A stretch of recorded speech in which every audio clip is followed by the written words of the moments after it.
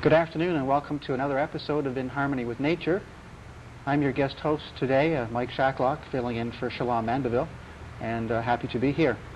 Our guest on this particular episode is Bob Semple. Now, he's been here before showing us some shots of underwater activity, and he's going to be doing some more today for us. Welcome to the show, Bob. It's good to have you with us. Can you give us an idea of what it is you're going to be presenting to us this evening?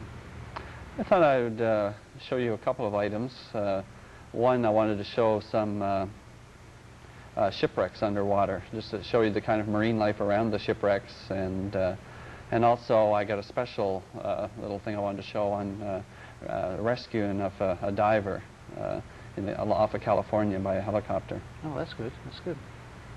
Well, I guess any reason why we couldn't get going on it now, right now? Okay, well, let's go right down underneath, and we'll start with a video of a shipwreck which is located off the coast of Baja on the Gulf of Cortez. The wreck was it was a ferry which was carrying a load of trucks. It hit a reef just off of La Paz and sunk in about 60 to 70 feet of water.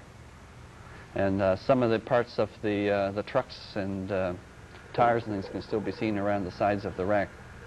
Was this a violent wreck in the weather, or any idea just how it happened?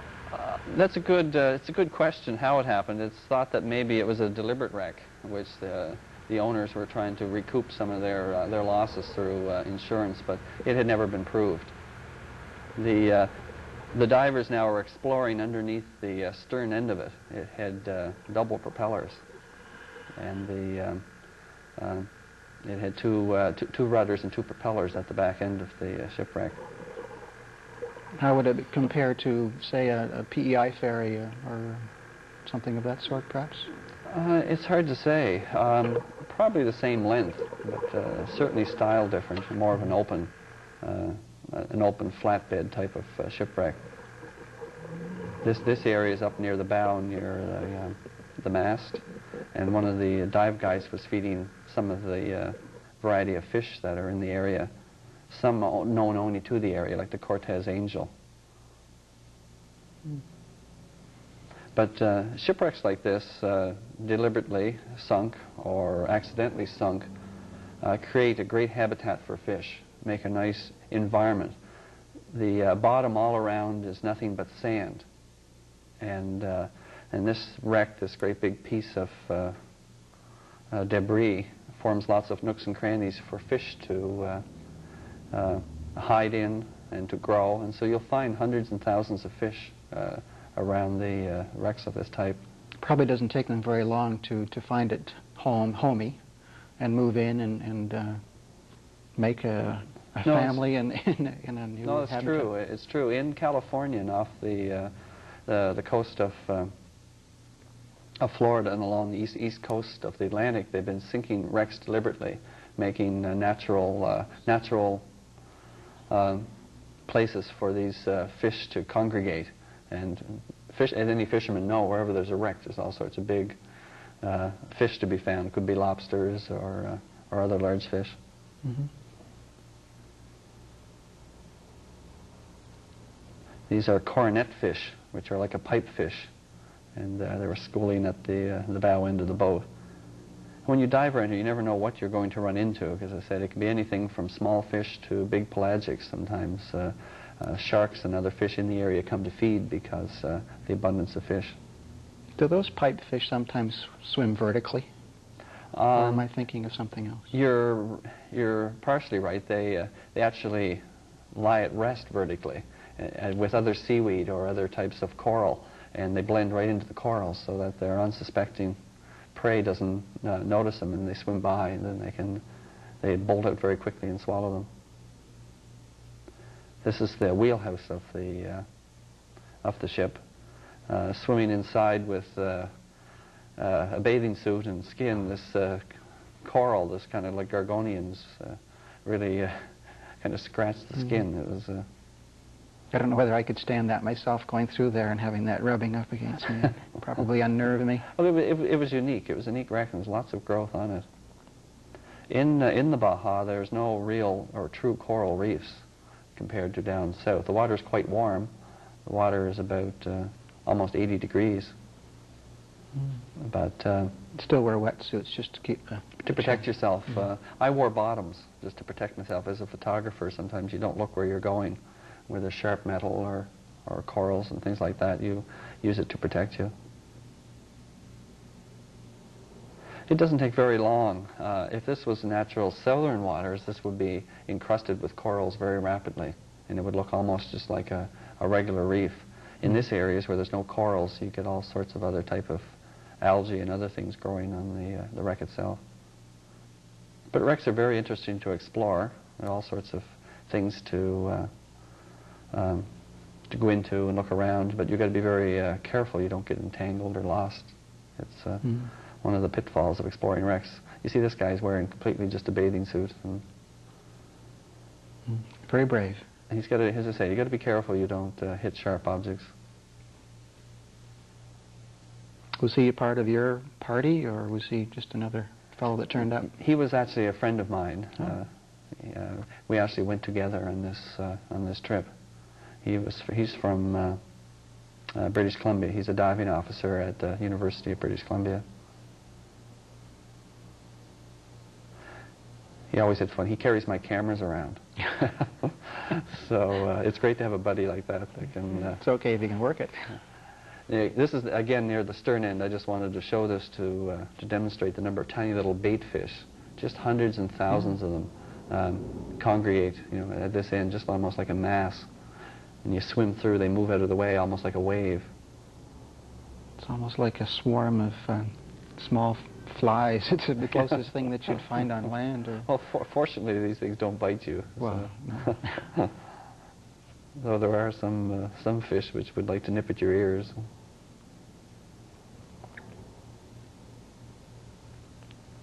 And this is right under right underneath, between the two propellers at the back end of the boat, and you can see there's a large school of larger fish here, some kind of a striped snapper.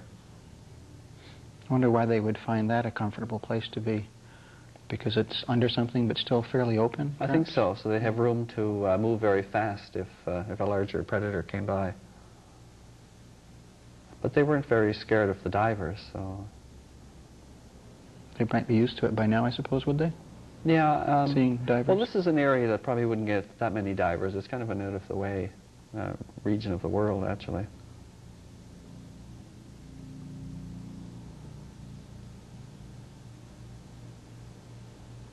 It's very soothing till they scatter for some reason.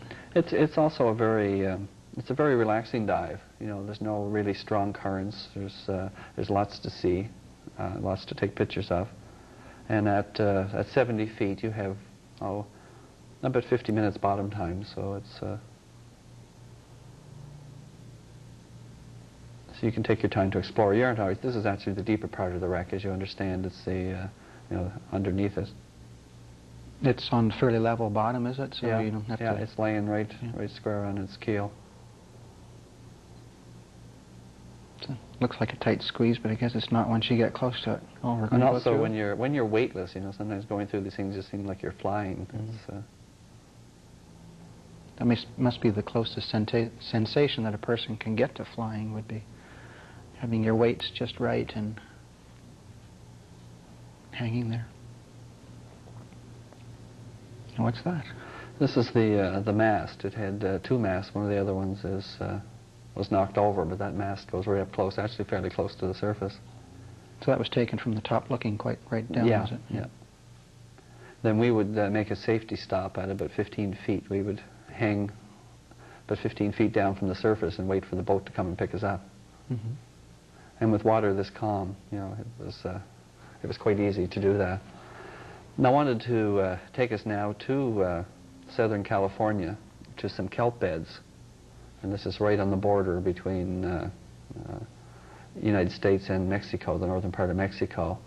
And the kelp beds here, to us, they're fantastic items. They grow from the bottom to the surface, sometimes 80 to 100 feet from the bottom, right up to reaching the surface. And they form huge canopies, which almost blocks out the light. In this case, the bed was very, very thin and was recovering. To us, that looks like big kelp, but not compared to the huge kelp forest they've had over the years. Something happened to it. Yes, they had a really warm spell called the El Nino, a change in climate which brought in warm water. And the kelp likes upwellings of cold water to bring it nutrients. And in this case, the warm water for over an extended period of time caused them to die off. Things are going back fairly normal now, and they're starting to grow in, but in this area it didn't have the huge kelp beds that they originally had. Some of those more fuller ones remind me of the stock, Jack and the Beanstalk. Yeah. That's the sort of thing I would picture. But anyway. The same as shipwrecks that we've just shown, a full healthy kelp bed creates an environment of protection for all sorts of fish. And you find a great variety of schools of fish and other types of fish in around the branches of the kelp. So when the kelp goes, then the fish lose a certain amount of habitat that way. Are there any snails or any other? Yeah, there's snails, nudibranchs, and in this area, they're very colorful. Even the snails are a bright red, and nudibranchs are beautiful purple color. That's a word I haven't heard before. Nudibranch? Nudibranch, yeah. Yeah, they're filter feeders. They're like a snail without a shell. Oh. And nudibranch branch means or branchia, like lungs, and so it means nude lungs, or their lungs are exposed to the water, whereas snails have shells covering them. So they're just like shells. The snails, I think they're fairly related to snails, but they're very colorful, and you find them in around the branches feeding on algae and things like that near the base of the fronds of the kelp. This is a little kelp fish here. But in this time, the schools that are normally present was not here during this dive. Because the bed hadn't grown back. Yeah, scientists are replanting them. They take them out, but there's a relationship between young plants and sea urchins, and if there's lots of sea urchins in an area, the young kelp doesn't get a chance to grow. There's a beautiful little fish there called a Garibaldi. They're orange colored, and it's the California state fish, and it's a protected fish. To us, when we see it, it's wow, look at that beautiful orange fish, and there's common as fish as our cunners are here. You go diving, you see perch or cunners. These little Garibaldis are surrounding this diver here. They're very tame, and they like to come over and see what you're doing.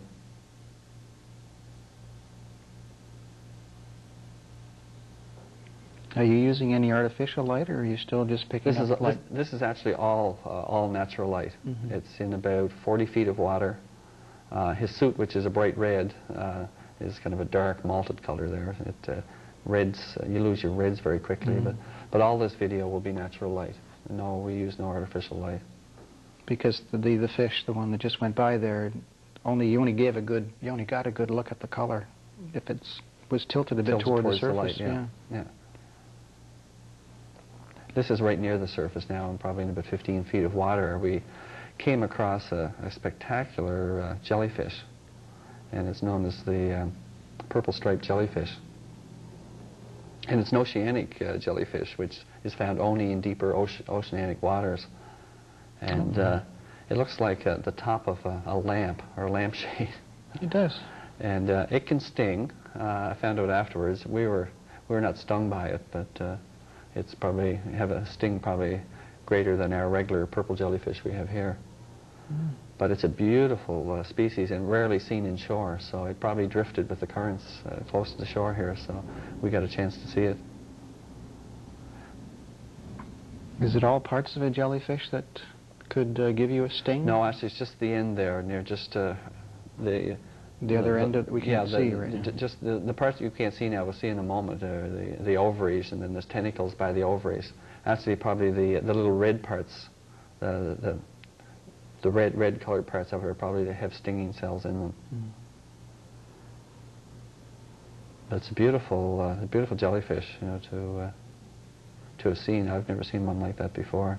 Are they preyed upon by anything in the sea that you know of? Actually, you'll see the little Garibaldis here prey on it. They eat the ovaries. He comes right up to the end of it, and they start nipping pieces off.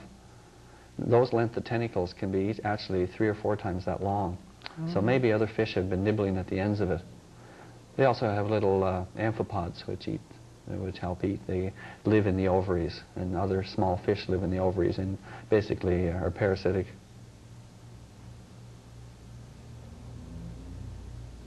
So that was a real treat to this dive, and something to say that's not normally seen. And so that, although it looks fairly large, then it wouldn't have an equally large enemy that'd be stalking No, probably it. the only enemies, I think, they'd probably be turtles. Some type of sea turtles are immune to the tentacles. The Garibaldi seemed to be. They didn't seem to be affected. No. What's going on here now, the fish would group together, and there's a little cleaner fish right in the center of the group, and these fish would come to the cleaner fish to be cleaned of parasites, and they chase it around. You can see the different type of fish right here. You'll swim by the camera here. You see a long, thin fish with it there, with a stripe on it, and they'll follow him around and be cleaned of parasites. These are the Garibaldis here now, swimming beside starfish.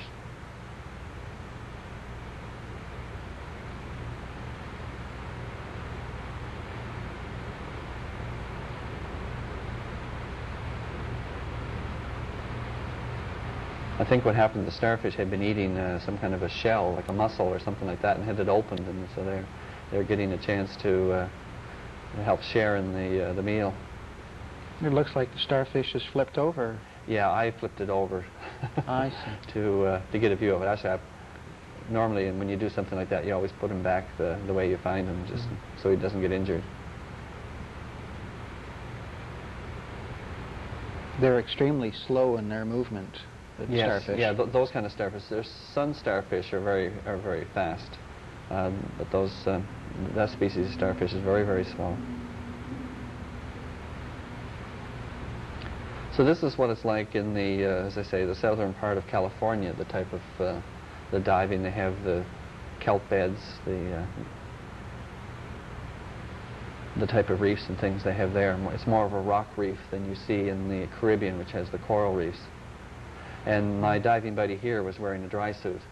At about 60 feet of water, the water turns very cold. I say almost down to probably around 7 or 8 degrees. Wow. And I know one time I was wearing gloves and my fingers were tingling from the cold. I was surprised how cold it actually is. It's more like diving in Nova Scotia again. Yeah. I didn't bring a dry suit with me. He brought a dry suit, and I guess he enjoyed it there, but he didn't use it in La Paz. Oh, we're up on the surface here. Now we're in we're just off La Jolla near San Diego, and I'm just showing the lifeguards which patrol the beaches in case there's any injuries from scuba diving or surfboarding or some type of water-related injury. So they patrol up and down the beach at regular intervals to see that everything's going okay. Yeah, I guess like anything that you get involved with, it does have its dangerous aspects, and you've got to respect that. So. And they train. They go through regular routine practices of rescue routines. So what we're going to see here now is not a real incident, but just a dramatization, I guess you would say, of a diving accident. The diver supposedly was maybe, it looks like in this case he was diving alone. I think he'd be fortunate that somebody would actually notice him, and maybe he came to the surface and waved that he was in trouble. Normally, most incidents would happen underwater, and you would not see the diver until it was too late. But in this instance, somebody was fortunate enough to sight him. Maybe he waved, and they set out a surfboard and an inflatable to bring the diver in.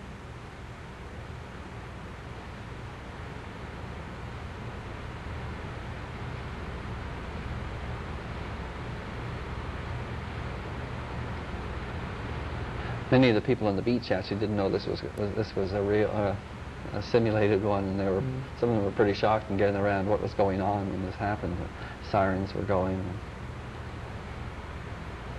Shades of Baywatch. Yes.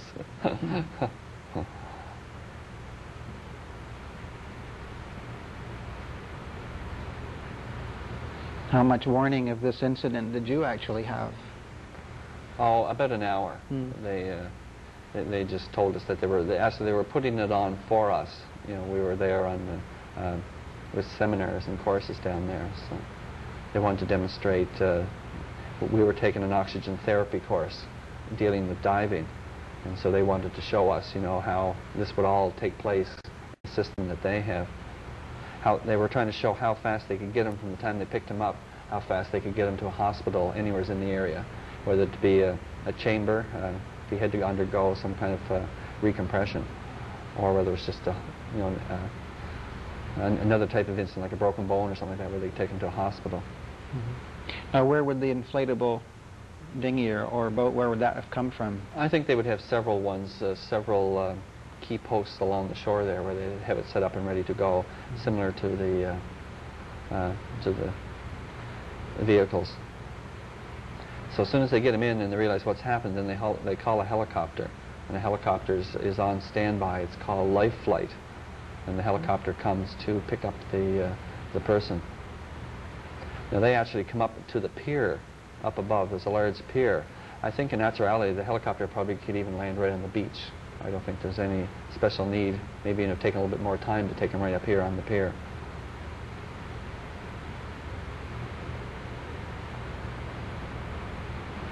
Amazing how fast the news media gets there, isn't it? Oh yes. Yeah. No, it was a special they were going to have on the news that evening, so they were also they were warned of this.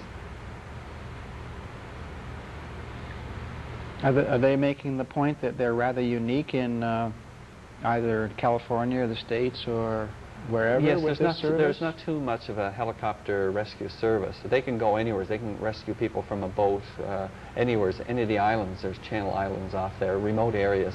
They can get to it really fast and get the person. Here we're in the city. We're right in La Jolla. Mm-hmm. But if it had been one of the channel islands, which is off about 5 miles, they can get there very fast. So they're just demonstrating the capability. Mm-hmm.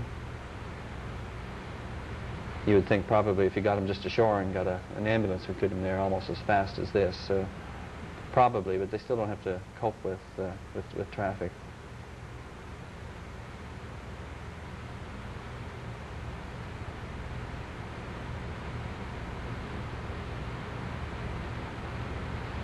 I guess the message is to still dive sensibly and safely. Yes. Even though there's this sort of service available. Yes. I don't think it'd be foolish, wouldn't it? I wouldn't rely on this. No. For the last half of the program now, I wanted to take you to another special area to show diving in Cuba. I had an opportunity to go there and to dive in some pretty nice areas along the Cuban southern coast. It's opening up for tourists a lot lately, I think. Yeah, they're really trying to promote diving, and they do have pretty good diving. It's untouched areas, I guess you'd say. Many of the areas of the Florida coast now have been disturbed by environment, diving pressure, too many people touching corals and breaking corals off with boats and things like that. They have thousands of people a year. A place like Cuba now, we could very easily go to an area that very few people has ever dived before. So what they took us here, we went to an area to look at a wreck. This wreck was, I think, deliberately sunk to become a part of the reef. It's probably only been down about 3 or 4 years, so it doesn't have the algal or coral growth on it that a shipwreck that would have after 10 years.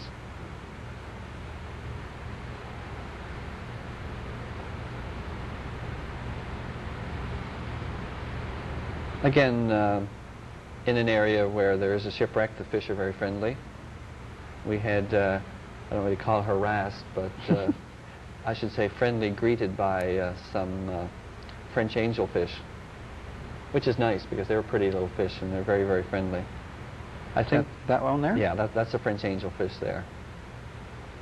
And I think they probably have gotten handouts before because they come looking at, at your hands, seeing what you have to offer.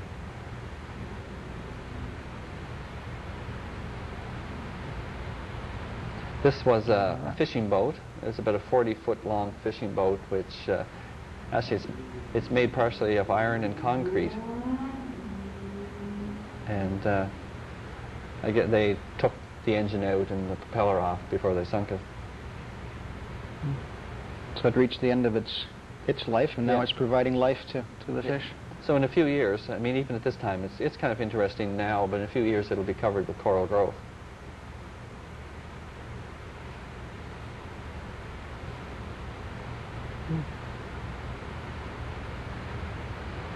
Fish helping him count with his fingers. But those other ones there, the yellowtail snappers, that's one of the things you've got to watch your fingers on. They're very, if they think it's a piece of food, they'll bite and they get very sharp teeth, just like razors. You get all your fingers? Yeah, I have all mine. I'm the guy that holds the cameras, you understand. Oh, well. I get people to do things for me that I'd never think of doing.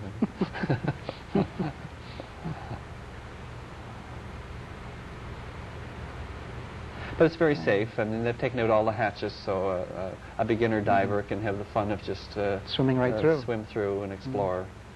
Any chance of coming up against anything that a diver should be worried about in there? No, I don't think so. Not fish or animals? No, not here. It's relatively tame. And as I say, any part of this wreck you look at is, as I say, it's mainly geared just for tourists and people who have dived other type of shipwrecks, larger shipwrecks. It's a pretty tame wreck. No. But for a tourist coming down and maybe diving only a couple of times a year, it would be kind of exciting. But wrecks all over the world are, they might have different kinds of fish, but they provide an environment for lots of variety of species, and large ones. You'll find larger fish seem to congregate around the shipwrecks.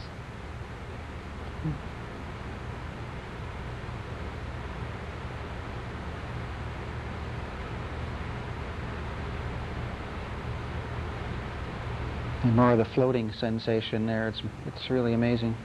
So after exploring the shipwreck, we just went to just explore various portions of the coral reef, and it was a very nice and unique marine environment.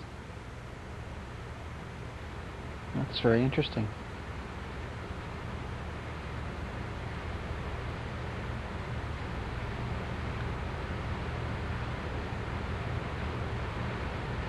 Well, that was very, very good. I appreciate having the opportunity to talk to you this evening. Actually, you did most of the talking, and listening and watching. It was very, very interesting indeed. Do you have any other points that you'd like to make at this point in the show? We're almost out of time. Well, I'd just say diving is a unique way to see things that the normal person doesn't normally get to see. Species and things underwater. It's nice to see another part of our universe or another part of nature that it's very rich and full. You're very lucky. You have an extremely envious position, a very nice hobby indeed. I'd like to thank you at this point for coming over again, showing us some more of the underwater shots. That's it for this episode of In Harmony with Nature. Thanks, Bob. Good night, everyone.